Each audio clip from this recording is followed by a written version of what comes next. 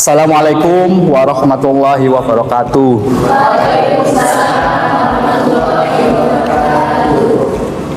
Oke, selamat pagi semuanya. Gimana kabarnya? Alhamdulillah. Oke, sebelum kita mulai perkuliahan meeting ke-14, marilah kita buka perkuliahan pagi ini dengan bacaan suratul Fatihah. Semoga ilmu yang kita dapatkan ada kemanfaatan, ada keberkahan. Ala hadini ya al-Fatihah. Sebelum kita masuk ke inti dari perkuliahan meeting ke-14, yaitu dengan tema postmodernisme, kita mengulang materi meeting ke-13, yaitu modernisme. Kaitannya dengan filsafat Islam, apa sih modernisme itu? Modernisme itu merupakan istilah ketika revolusi industri, revolusi sosial, dan perang dunia. Setelah era modernisme ini selesai, baru kita masuk ke era postmodernisme atau era kontemporer. Ada di RPS itu kan sudah kita bahas tentang tema-tema. Untuk CPMK yang meeting ke-14, yaitu mahasiswa mampu memahami perkembangan filsafat Islam di era postmodernisme terkait dengan isu-isu kontemporer, khususnya yang berkaitan dengan isu lingkungan. Kuliah inti ini mungkin ada mahasiswa yang perjalanan jauh atau masih kurang fokus. Marilah kita istirahat sebentar supaya fokus kita bertambah. Oke, untuk semuanya saja, semua mahasiswa duduk dengan tegap. Oke, dan tangan ada di depan, tangan kanan ada di atas tangan kiri. Oke, saya kasih apa-apa ya untuk semuanya. Tarik nafas yang dalam, terus ditahan, terus dikeluarkan bersama-sama dengan suara hu. Saya hitung 1, 2, 3. Tarik nafas, keluarkan hu. Oke, untuk materi yang kita diskusikan pada meeting ke-14, yaitu tentang pengantar, tentang pengertian filsafat ekologi teosentris. Ini merupakan tema besar dari filsafat Islam di era postmodernisme atau kontemporer. Ekosofi sendiri itu yaitu mendekati lingkungan dengan filsafat, dengan kebijaksanaan tentang lingkungan. Eko sendiri itu berasal dari bahasa Yunani yang berarti rumah tangga. Sofi itu berarti kebijaksanaan atau kearifan. Menurut filsuf muslim di era ini, apa sih krisis lingkungan saat ini itu? Apa krisis yang dihadapi oleh makhluk, oleh manusia bumi saat ini itu? Minimal itu ada 6. Yang pertama itu kecemasan. Kecemasan disebabkan oleh apa? Perang. Kita lihat di berita saat ini, perang itu ada di Eropa, ada di Asia. Perang. Meskipun perang dunia pertama, kedua sudah selesai, tapi perang itu sebetulnya tidak pernah berhenti sampai saat ini. Kita dengar yang terakhir itu tentang Rusia dengan Ukraina, India dengan Pakistan, Israel dengan Iran. Nah, itu kecemasan. Apa sih bedanya makhluk modern dengan makhluk dahulu kala? Pandangan tentang alam. Orang dahulu sebelum era modern, sebelum era teknologi saat ini, memandang alam sekitar kita itu seperti istri, tidak hanya kontrak jual beli. Sedangkan era modern itu lebih kepada jual beli. ketika sudah yaitu akannya jual beli seperti prostitusi, bukan bukan suatu ikatan suci di sekolah golidon, itu bukan. Dan kalau di dalam konsepnya filsafat Islam itu ada dua, makrokosmos sama mikrokosmos. Ini harus saling berkaitan untuk menjaga ekosistem bumi ini. Modernisme, kalau orang modern itu mekanis, sesuatu bergerak sesuai berdasarkan hukum mekanis, sebab akibat. Ketika Anda makan kenyang, itu mekanisme, dan dampaknya itu desakralisasi alam. Sakral itu apa? Sakral itu suci, berarti desakralisasi of nature. Terus yang kedua itu alam semesta, itu barang mesin. Alam itu sebab akibat, hukum kausalitas. Tidak ada yang mempunyai, semua terjadi itu karena kausalitas. Oke, di dalam filsafat Islam yang saat ini kita pelajari itu di era postmodernisme,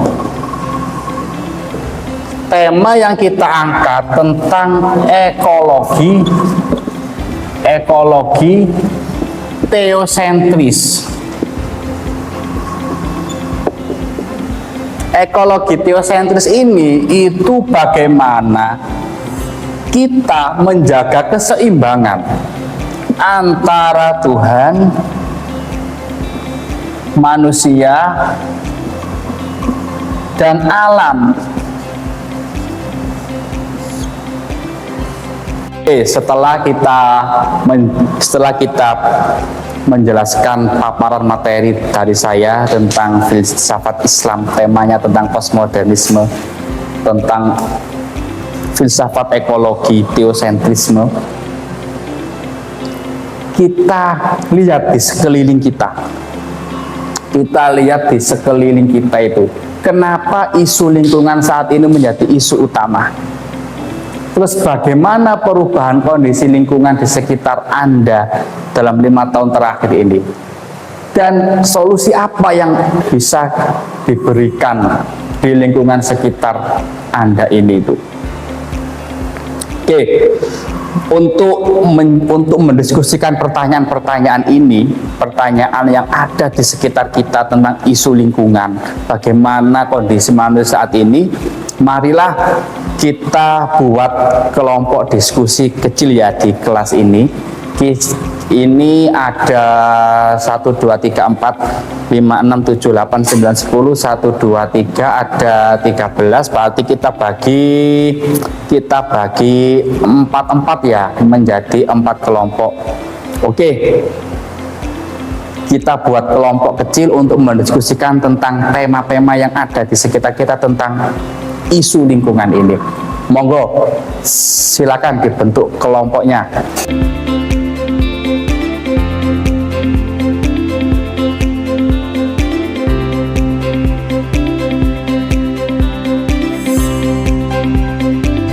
Oke, saat ini diskusinya kita selesai,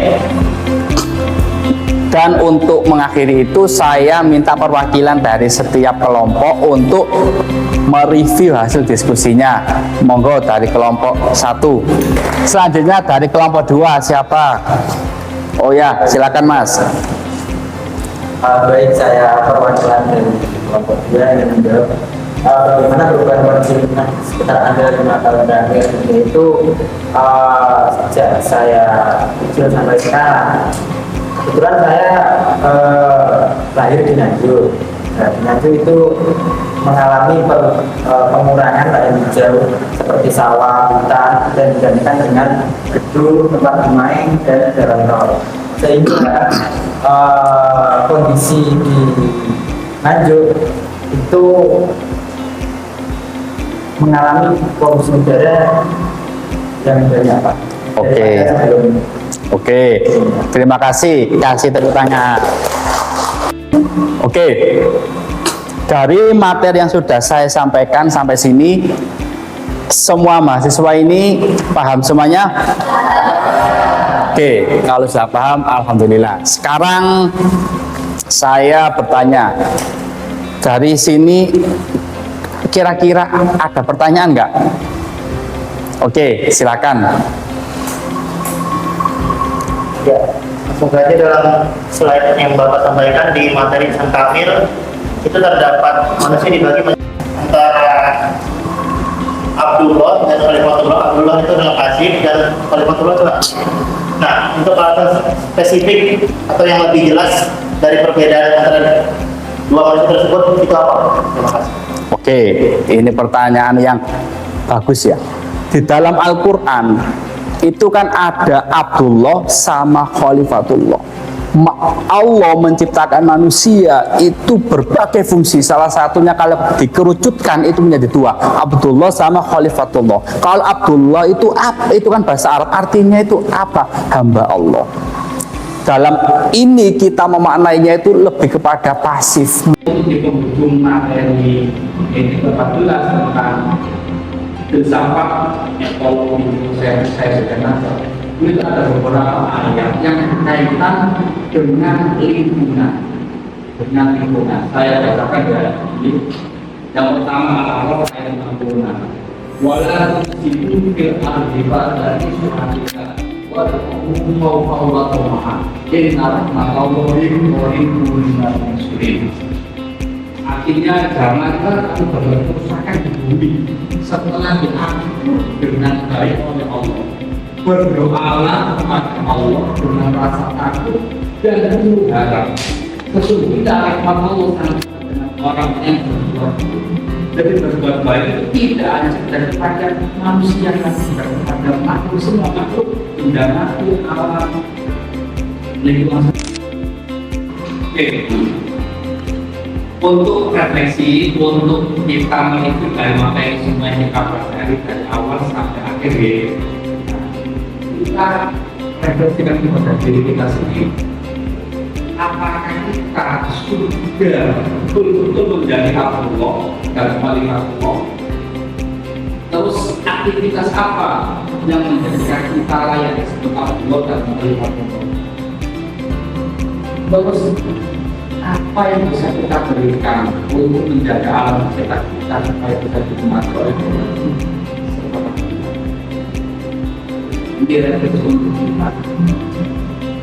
Refleksi. Oke, untuk tugas individunya masing-masing mahasiswa membuat inventarisir nama-nama sumber mata air. Kita lebih fokus di polusi air, sumber mata air di kecamatan, kota, dan pesantren di sekitar kampus kita, di sekitar UIN Kediri banyak sekali sumber mata air. Anda catat, Anda inventarisir minimal 3 sumber mata air. Terus berikan solusi untuk menjaga kelestarian sumber mata air tersebut. Itu tugasnya dikumpulkan di meeting ke-15 berupa dikumpulkan via Word, Microsoft Word ya. Anda kumpulkan 3 halaman. Di situ berisi foto Anda pergi ke sumber itu dan Anda mengamati, melihat langsung bagaimana sih kondisi sumber saat ini. Di situ kampus ada sumber Ciput, ada sumber Banteng, ada sumber Cakarosi.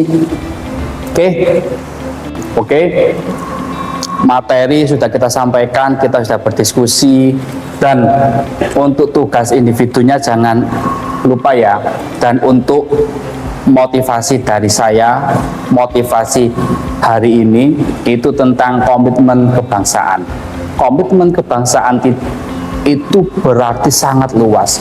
Kita dengan menjaga kelestarian alam itu juga termasuk komitmen kebangsaan. Dan sebagai mahasiswa kita tidak boleh melakukan plagiarisme, tidak boleh menyontek, tidak boleh mengakui milik orang lain. Dalam hal ini kekayaan intelektual, plagiarisme itu harus dijaga betul. Itu termasuk komitmen kebangsaan. Oke, saya kira untuk materi kali ini sudah cukup karena waktunya sudah habis. Sebelum kita tutup perkuliahan meeting ke-14 pada pagi hari ini, marilah kita tutup dengan bacaan hamdal bersama-sama. Alhamdulillahirabbil alamin. Oke, kurang lebihnya saya mohon maaf. Semoga apa yang kita pelajari ada kemanfaatan, ada keberkahan di kemudian hari. Kurang lebihnya saya mohon maaf. Akhirul kalam. Assalamualaikum warahmatullahi wabarakatuh.